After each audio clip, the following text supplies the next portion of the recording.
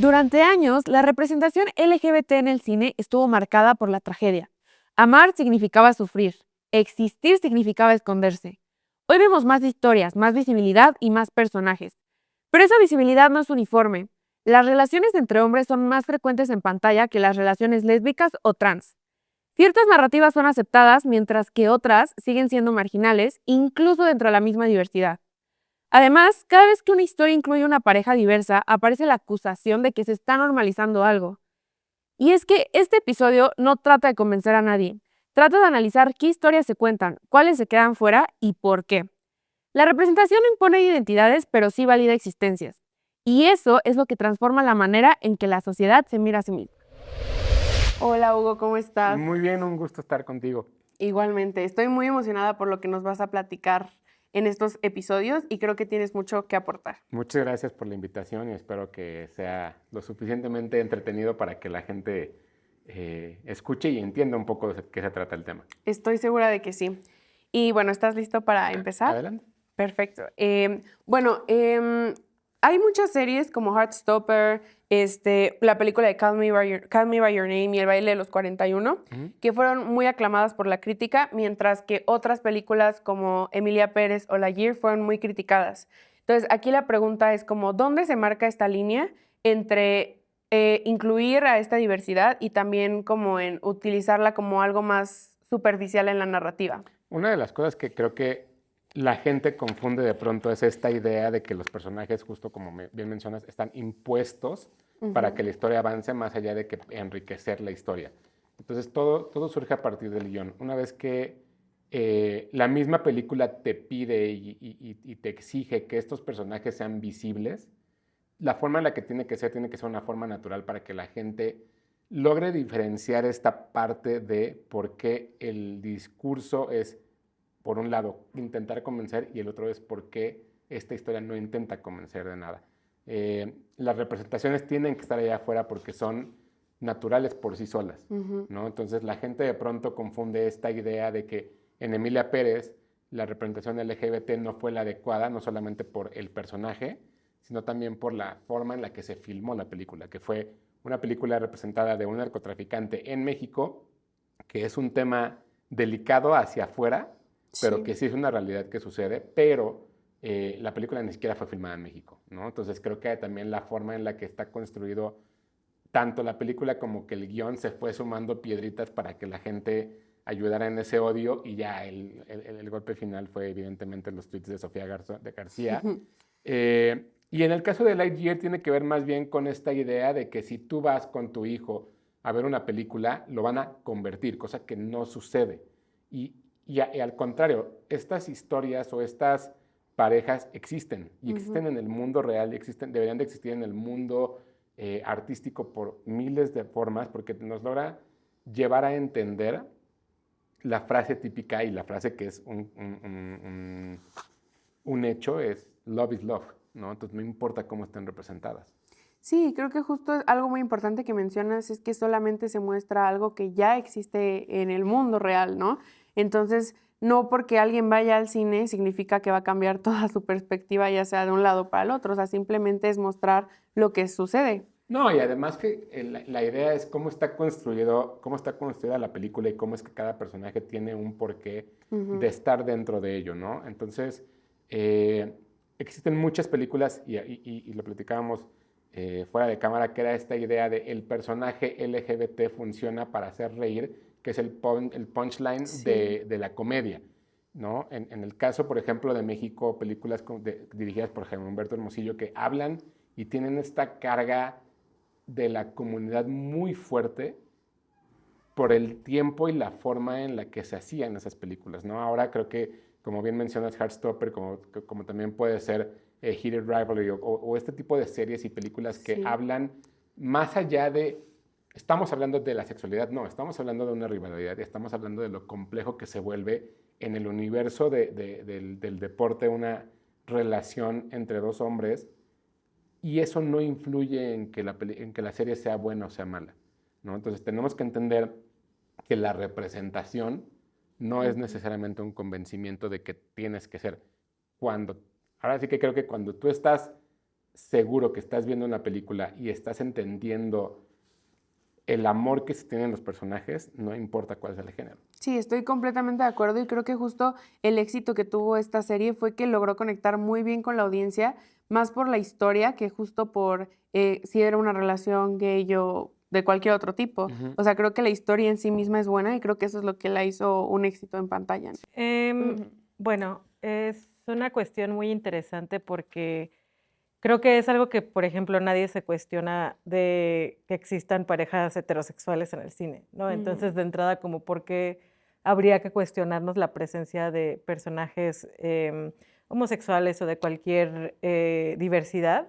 En el caso, por ejemplo, de películas como las que mencionas, creo que una primera diferencia entre la aceptación entre unas y otras es como el público también al que van dirigidas las películas, porque pues sí existe más apertura de un público que ve cine independiente en películas como Call Me By Your Name, con pues representaciones que sienten como más cercanas a productos como Lightyear, en donde pues van destinados como a un público familiar y pues desgraciadamente no todo ese público está abierto a esas representaciones, ¿no? Entonces, pues sí va a haber más choques.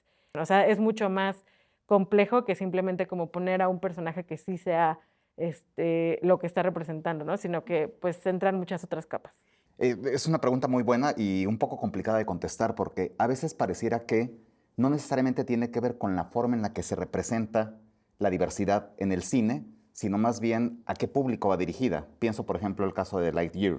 Ahí más que cómo se estaba haciendo una representación, en este caso además de una pareja lésbica, que es una representación constantemente infravalorada, es que se trata de una película de Pixar, entonces, ¿por qué están presentando una agenda, ¿no? Como si se tratara de algo de agendas, cuando simplemente es visibilizar la existencia de quienes siempre hemos estado en este mundo. Sí. Entonces, pareciera más que es el vehículo sobre el cual se monta esta diversidad, esta representación, que genuinamente cómo se está mencionando el mensaje. Sí, claro, es emocionante. Entonces, ¿tú dirías que va más como en la parte del vehículo, un poco como también para el público al que va dirigido, el motivo en el cual se pueden ser mejor recibidas y al mismo tiempo pueden ser más polémicas? Es lo que creo, que es más el vehículo sobre el que van, porque sí, cuando se piensa que es un vehículo familiar, normalmente en ocasiones hay una sensación de rechazo o una idea de rechazo, cuando no necesariamente tiene que ser así. Pensemos en las telenovelas. En las telenovelas cada vez se han incorporado con el tiempo más personajes de la diversidad de la comunidad LGBTQ+, y hemos terminado por tener personajes protagonistas de estas historias, los Aristemo, ¿no? En su momento fue un ejemplo muy exitoso y se hablaba de otro caso de otra telenovela, Mara Muerte, donde también se pensaba en un spin-off a partir de una pareja lésbica. Entonces, uno hubiera pensado que en una telenovela sería impensable que eso sucediera, y en una telenovela como Alma de Hierro, de hace ya una década, el final de la telenovela era una boda, pero era una boda gay. Entonces, sí, el vehículo puede complicar el recibimiento de entrada, pero si lo hacemos con frecuencia, como tiene que ser, como tenemos que existir por lo que representamos, por el porcentaje que representamos en el mundo, creo que eso puede cambiar. Y justo los ejemplos que decías al inicio, me da mucho gusto que existan, esos y también los otros, porque a final de cuentas terminan por hacer visible que somos, que existimos y que no tenemos destinos trágicos, bien lo decías, ¿no? Al empezar este episodio. Yo recuerdo cuando era adolescente, cuando era joven, muy joven, que sí, justo, pareciera que nuestro destino era o morir o terminar enfermos de SIDA, porque incluso así lo ponían, no era VIH, era SIDA con mayúsculas, y solos. Entonces eran destinos trágicos los que teníamos entonces, y ahora pensar en que hay estos destinos o estas posibilidades luminosas al estilo Heartstopper, sí cambia la posibilidad del mundo que podemos tener. Pues mira, es complejo porque puede haber buenas intenciones construidas desde el desconocimiento, y entonces eso hace que parezca algo utilitario, pero a lo mejor la persona el director, el guionista, lo está haciendo de buena voluntad, pues. Entonces creo que es algo que se percibe desde la experiencia del espectador? Bueno, creo que tocar con sensibilidad, respeto y complejidad los temas y las relaciones. Por ejemplo, Call Me By Your Name creo que es un ejemplo muy lindo en el que descubrimos con este adolescente su despertar sexual y lo vamos viendo no como algo prohibido, sino como algo muy natural y algo muy, muy cercano. En el baile de los 41, por ejemplo, creo que el propio director, David Pablos, que pertenece a la comunidad LGTB, pues de alguna manera conoce muy de cerca los temas que está tratando y justo esa película trata sobre una relación en un entorno represivo y creo que es importante como sociedad entender, ¿no? También de dónde venimos y bueno, series que cada vez hay más, pues se van volviendo populares y se va volviendo pues natural y normal que exista un romance entre dos personas del mismo sexo. No tan así ha sido, por ejemplo, las representaciones de lo trans, ¿no? Sí. Que creo que ha sido todavía mucho más complicado y que en una sociedad como México todavía hay mucho tabú. O sea, estamos hablando de que ya tenemos protagonistas en un montón de películas y un montón de películas masivas, porque siempre ha existido un cine LGTB medio underground o muy de nicho, o muy chiquito, o muy de festivales, o muy de circuitos alternativos, pero creo que la diferencia es que en los medios mainstream, en las salas mayoritarias, en las plataformas que de alguna manera están sustituyendo a la televisión, ver ya historias donde el amigo gay no es el personaje secundario simpático, sino que la relación gay es el centro de la historia, pues creo que habla de un cambio social y de una aceptación más que de una normalización. Ahorita hablábamos un poco más acerca de las decisiones en las narrativas, pero ahora me gustaría hablar un poco acerca de las decisiones actorales. Creo que es una problemática que ya hemos tocado y es esta parte de que hay actores que ya están empezando a rechazar estos papeles en donde se representa a alguien de la comunidad porque no son parte de la comunidad y empieza a haber como toda esta polémica. Entonces, ¿tú dirías que esta parte de que actores que no son parte de la comunidad es un avance hacia la inclusión más auténtica o un nuevo límite para la parte creativa del cine? Pues justo es un momento bien interesante y complejo en el cine y en las representaciones porque sí es cierto que pues está esta cosa que argumentan como de forma muy simplista, ¿no? Como de, entonces tienes que ser, no sé, como un extraterrestre para interpretar a un alien, ¿no? En una película así. Es como, no se trata de eso, pero sí se trata de reconocer a las personas y a los actores que son parte de ciertas comunidades y darles también esos espacios. Además, creo que justo esto es un debate que se ha dado como más recientemente, ¿no? Porque antes no se cuestionaba quién interpretaba estos papeles porque ya era innovador el hecho de que existiera el personaje, ¿no? Sí. Pero creo que recientemente sí se ha suscitado este debate de quién está interpretando esos roles y creo que a lo mejor sí es importante darle atención, ¿no? Sí, claro, todo esto de la inclusión y las representaciones como de la diversidad creo que pues es un caminito, ¿no? Y entonces como de, si en algún tiempo era innovador que se incluyeran ciertos personajes, aunque los hicieran personas blancas, heterosexuales, etcétera, como de igual normativamente, o sea, hegemónicos, digamos, estaba bien en ese momento que sí era transgresor, que sí era... que sí, que quizá no había actores que pudieran hacerlo, pero si ya hemos avanzado un buen camino en eso, pues está bien que también se vayan abriendo espacios para otras personas. Creo que justo estamos en ese punto nebuloso donde es justo las dos cosas, ¿sabes? Sí. Porque por un lado sí, es verdad que lo ideal sería que las personas de nuestra comunidad ocupemos esos espacios, simplemente por un asunto de fuentes de trabajo, porque normalmente nos han negado o se le ha negado a las personas que actúan de nuestra comunidad el ocupar esos espacios como actores, como actrices. Pero también pensemos, y recuerdo mucho cuando entrevistaron a Cassandra Sánchez Navarro, cuando hizo Cindy la Regia, que le decían, pero es que tú no eres regia, ¿no? Sí, sí, sí. Y ella decía, sí, pero Al Pacino tampoco era irlandés e hizo el irlandés, ¿no? Sí. Entonces tendríamos que ser del país, de la nacionalidad, de la raza. Bueno, de la raza sí es un poco más complicado, ahí ya veremos después, ¿no? En algún momento, pero... Sí, claro, los próximos episodios. Exactamente, en un próximo episodio, entonces estén atentos. Pero sí es un asunto más de si existen ya esas posibilidades de llenar esos espacios y antes no se nos habían o no se les habían concedido a quienes desean, quieren, buscan dedicar y hacer una carrera profesional, creo que sí es valioso dar esos espacios a estas personas, a que se les permita sí ocupar esos espacios que antes no tenían. Yo creo que tiene que ver un poco más con la idea de si existe quien pueda hacer ese papel como una persona de la comunidad, se podría invitar. Ahora, creo que también hay que entender que desde que Shakespeare montaba sus obras, los personajes femeninos eran interpretados por hombres y que no necesariamente existen en ese mundo las mujeres que actuaran. Al final el trabajo de un actor es interpretar cosas que no necesariamente están ahí, ¿sabes? O sea, porque y la básica es ¿por qué Ryan Gosling está haciendo un personaje que es un astronauta si no es un astronauta? Claro, porque su sexualidad no tiene nada que ver con la película.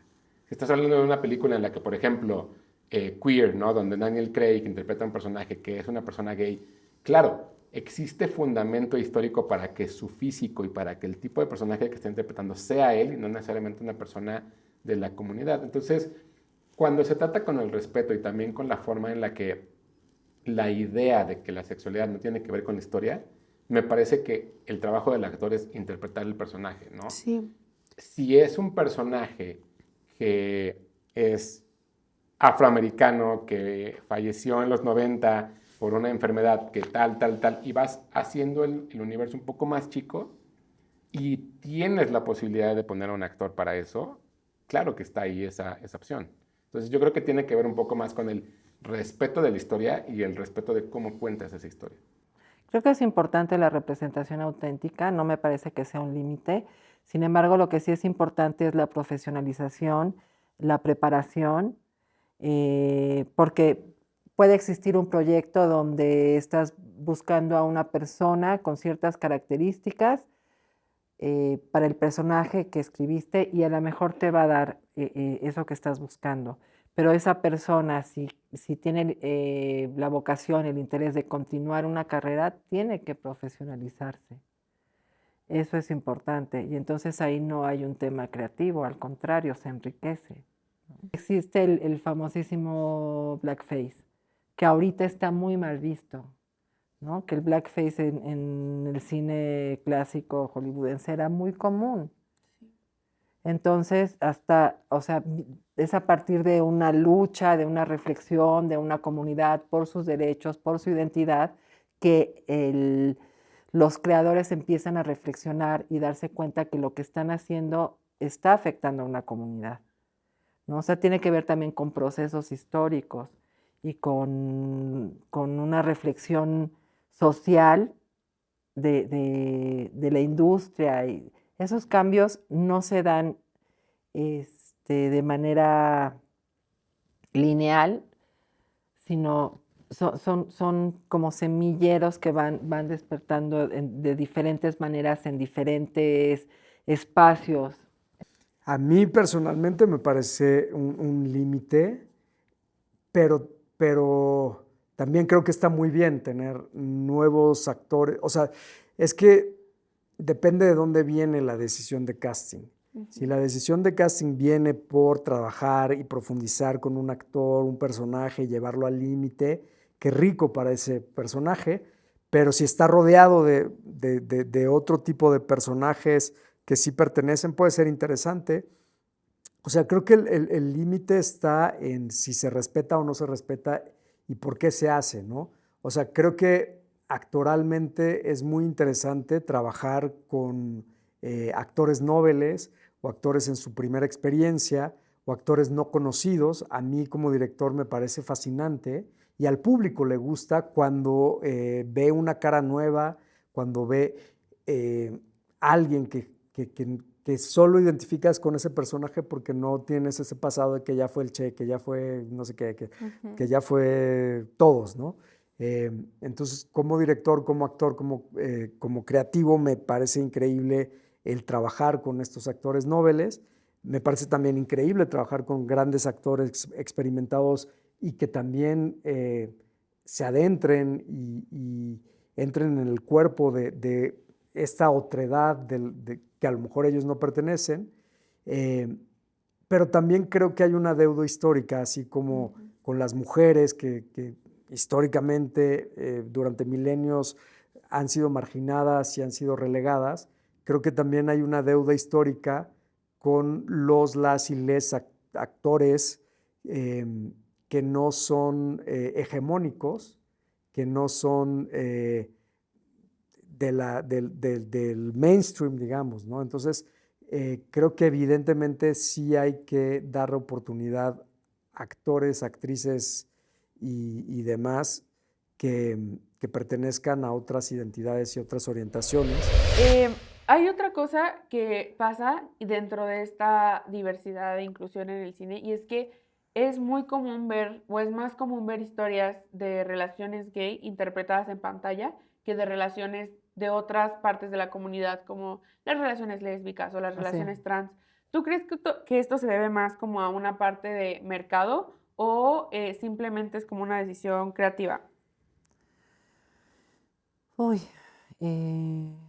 pues bueno, siempre ha existido el sesgo hacia las historias que tienen que ver con mujeres. Entonces, el poder de decisiones está pues en los hombres. Creo que eso también ahí se Hay un área de evidencia. oportunidad. Así es. Entonces, creo que tiene que ver como más con eso.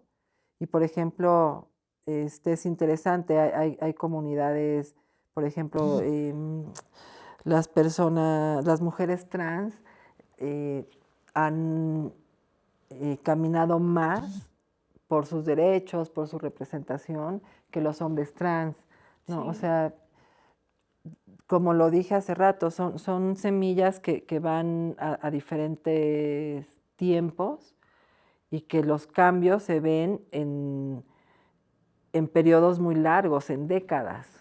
No, yo creo que tiene que ver con el propio machismo en el que vivimos, ¿no?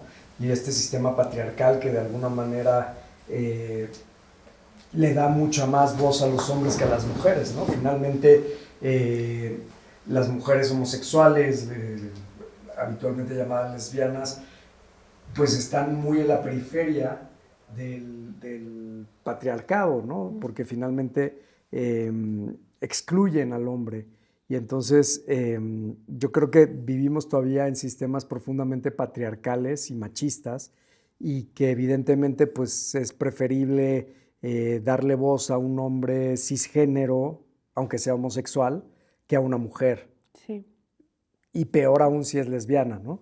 Entonces creo que es un reflejo más del patriarcado en el que vivimos y que finalmente pues sin los hombres cisgénero tenemos un privilegio ya de por sí, simplemente por ser hombres cisgéneros. Tienen más privilegios los hombres, ¿no? Entonces ahí entra esa otra lista de género, Sí. que pues sí tienen menos visibilidad las mujeres y también que pensemos que quienes tienen el poder de decidir qué se representa y qué no son las personas que tienen acceso a esos medios de producción o llámese quienes pueden dirigir, financiar una película, escribir, etcétera. Y esos espacios siguen estando dominados por hombres. Entonces, si son quienes tienen el interés por llevar sus historias a la pantalla y hay más hombres Sí, detrás de ajá, cámara. exacto, que por ejemplo lesbianas, que mujeres que sean lesbianas, pues sí es lógico que sean las historias que vemos. O sea, que si de por sí de mujeres es todavía como Sí. 30 y algo por ciento de quienes, o sea, las que están en la producción de cine en México al menos, de ese porcentaje, pues seguramente también la mayoría son heterosexuales y pues así se van disminuyendo. O sea, ¿tú atribuirías esta parte de que haya más historias que se ven, bueno, son más visibles para el público, ¿no? Porque sí hay historias Ujú, de otras pues, identidades, sí. pero no son las que llegan a todo el público, al Sí, no. público en general. Entonces, tú atribuirías esto a una cuestión estructural, o sea, Sí. una cuestión de la estructura que hay en la industria del Sí, cine en México. totalmente. Fíjate que eso sí es una muy buena pregunta que tendríamos que cuestionarnos qué es lo que estamos empezando a visibilizar, porque en efecto, nuestro acrónimo tiene muchísimas letras, bueno, LGBTIQ y varias Ts, y pareciera que únicamente la G es la que está representada, o cuando más la B, ¿no? Ujú. Pero sí, en efecto, las relaciones lésbicas están infrarrepresentadas, y ya no hablemos de la I, de la intersexualidad. Hay una película muy reciente de este año, Un Mundo para Mí, que trata justamente del tema, pero es solamente una. Y si pensamos además en el total de películas, pensemos en México, que se hacen al año, que son más de 200 películas, menos del 5% tienen a protagonistas de la comunidad. Sí. Y la mayoría, en efecto, son relaciones gay. Entonces sí tenemos que pensar en que, al haber, también es un asunto de representación en cuanto a cuántas personas están. Es decir, seguramente al ser una población mayoritariamente masculina la que trabaja en la industria del cine, evidentemente las historias que se reflejan son historias que responden a sus intereses, a sus inquietudes. Fíjate que no sé si necesariamente tenga que ver con una cuestión del mercado, sino más bien lo complejo que las historias pueden llegar a ser. Yo recuerdo que la primera película que vi con una carga, digamos, que LGBT fue una comedia romántica que se llama Besando a Jessica Stein, que es una película que habla de una relación de dos mujeres, una de ellas dándose cuenta que no le gusta ser heterosexual y, y la forma en la que era retratada como que era una forma muy clara de no estoy siendo una mujer lesbiana porque me convencieron. No, más bien es, me siento atraída y eso no tiene nada de malo.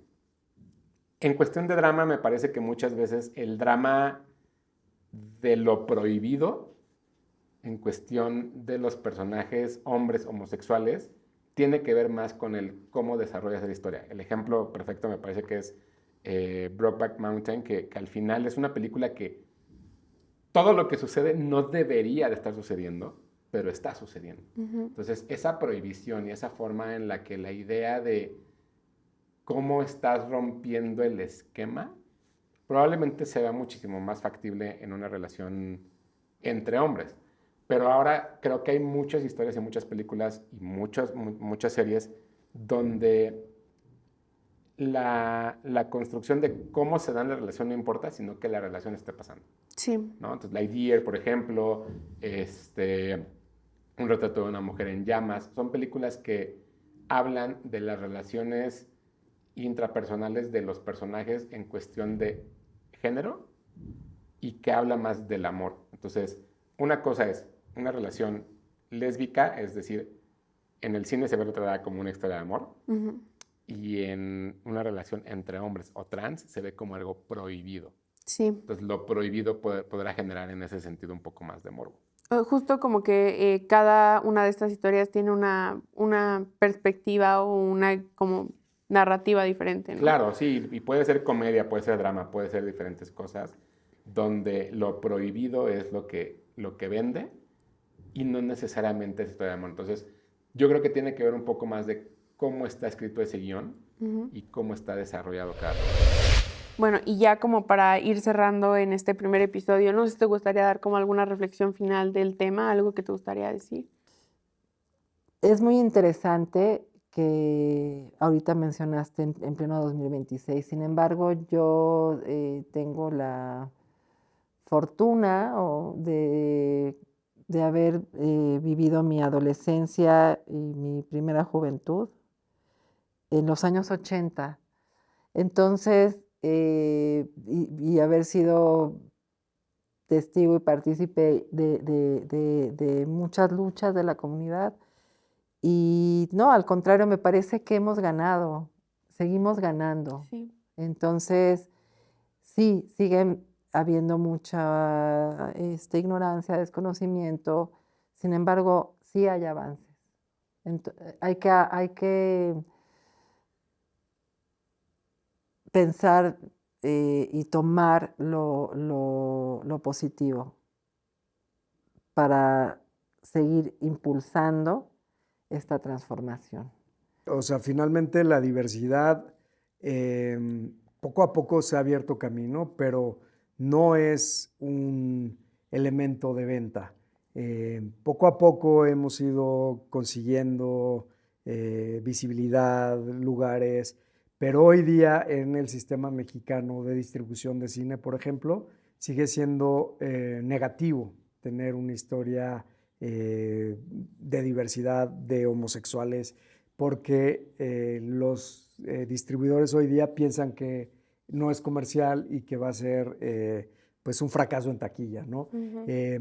Con Hombres Íntegros nos ha costado mucho encontrar la salida de distribución, tanto por la temática, que combina dos elementos muy complejos, que tiene que ver la violencia de género y la diversidad sexual, están combinadas de una manera, pues... No se pueden separar. No Sí. se pueden separar y son parte estructural de la trama y de la película, y esos dos elementos hacen que se haya vuelto una película de nicho, donde ha tenido una vida de festivales larguísima, llevamos 20 y tantos festivales en todo el mundo. Se estrenó en España, se estrenó en Alemania, se estrenó en plataformas en Latinoamérica, pero en México no hemos podido todavía. Y tiene que ver con la temática, tiene que ver con lo LGTB y tiene que ver con lo cerrado que es la industria a narrativas que son distintas, ¿no? Entonces creo que este tipo de espacios son buenísimos para reflexionar y para darnos cuenta que aunque ya hemos avanzado algo, todavía hay mucho que hacer. Creo que hay mucho hacia dónde mirar. O sea, creo que es bien interesante como asomarse a ver las propuestas del cine hecho desde otras perspectivas, porque muchas veces no una película que tiene una perspectiva de diversidad en cuanto a la sexualidad va acompañada también de otros conflictos, otras miradas, otras propuestas incluso creativas, que las que estamos acostumbradas a ver como en lo mainstream. Entonces creo que siempre son propuestas que nos abren los ojos y la mirada y que nos van a mostrar algo diferente a lo que estamos como más acostumbrados a ver. Entonces, simplemente por eso creo que es valioso, o sea, desde un punto de vista, si lo queremos ver solo como entretenimiento, pero además es muy importante por lo que significa, ¿no? Como ver representaciones distintas, o sea, lo que eso le puede hacer a un niño, a una niña que esté creciendo y viendo a personajes que sean abiertamente gays, bi, lesbiana, cualquier diversidad sexual o de género, creo que puede hacer como diferencias bien grandes que ni siquiera nos imaginamos al momento de crear una historia de este tipo. Pues mira, creo que sí hace falta que las narrativas todavía, qué bueno que en narrativas que vemos en la pantalla chica, pensemos, lo decíamos, ¿no? En las telenovelas ya tenemos estos personajes de gran importancia o incluso protagonistas, también en series de televisión de cualquier plataforma, incluyendo las nacionales, pero pareciera que en el cine todavía tenemos esa deuda con los personajes de nuestra comunidad, porque si bien los tenemos en películas muy reconocidas, y aquí estaba haciendo yo un recuento de quiénes eran esas películas, está Huesera, ¿no? Está Sí. Nudo Mixteco, está Cosas Imposibles, El Valle de los 41, que la mencionabas, Carmín Tropical, El Callejón de los Milagros hace 30 años, que nos hablaba de estas historias pensadas sí como estigma o no como estigma, pero sí como protagonistas.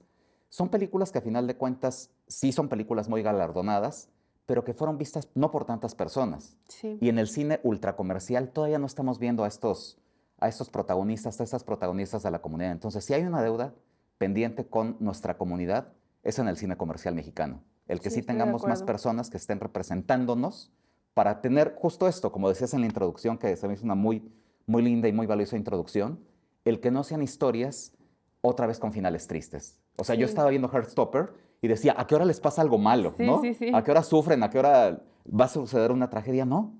Tenemos derecho a tener narrativas felices y eso es muy, muy valioso. La verdad es que creo que la introducción que diste me parece sumamente correcta, ¿no? En esta parte donde las ideas no se tratan de convencer a nadie, se trata de reflejar una realidad y una normatividad en la cual vivimos y que estas historias van a seguir sucediendo y tienen que seguir sucediendo. más allá de representar una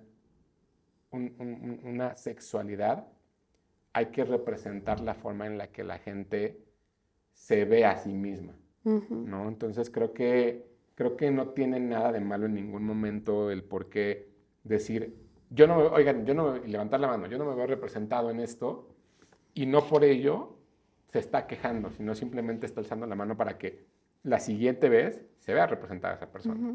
Y esa es la parte de la normalidad, entender que toda la gente puede estar en pantalla y todas las formas y todas las ideas pueden estar representadas mientras no sea un mensaje de odio. Sí, creo que eso es esta parte final que mencionas es uno de los motivos por los que elegí este tema, porque creo que todos hemos visto estos videos en donde los niños, por ejemplo, lo que pasó que eso ya será para el siguiente episodio, ¿verdad? Pero lo que pasó con La Sirenita en el live action, que había muchas niñas que se emocionaban al ver que La Sirenita era de otra etnia, ¿no? Entonces, creo que eso es como lo bonito de empezar a ver estas historias, que cada vez es pues más fácil identificarte y encontrar como una historia que resuene contigo, y creo que eso es lo bonito de... Sí, todas las voces deben de ser escuchadas. Completamente. Mientras el mensaje no sea atacar a alguien más. Sí, estoy de acuerdo. Y pues este es el final del primer episodio. Quiero agradecerte mucho por estas reflexiones que nos compartiste y recuerden que seguiremos construyendo la conversación en el siguiente episodio.